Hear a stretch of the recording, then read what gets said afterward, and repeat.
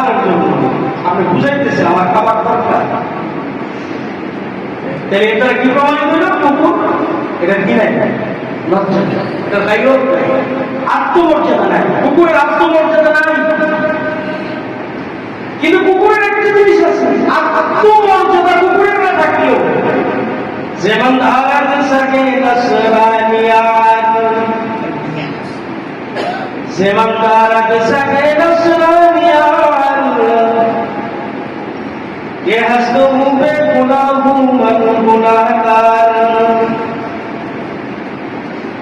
কুকুরের মধ্যে আত্মমর্যাদা, সরল মর্যাদা থাকলেও কুকুরের মধ্যে একটা জিনিস আছে, সেটা হলো আপনি তার কোন উপকার করছেন, আপনার অপকার কুকুর করবে এটা।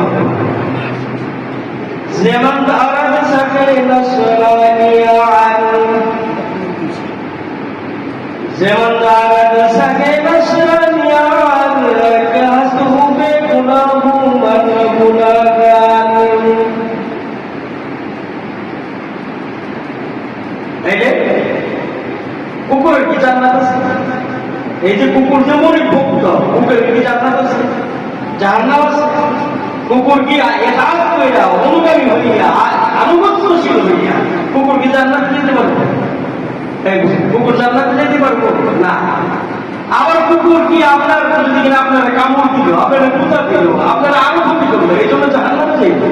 এই কথা বুঝে পেলেন কিন্তু, যেন জাহান্নামে যাইব না, তাও তো কুকুর তো জান্নাতিও না, কুকুর আবার জাহান্নামীও না। হ্যাঁ, জান্নাতি একটা কুকুর আছে, বলা হয় না, একটা কুকুর জান্নাতি।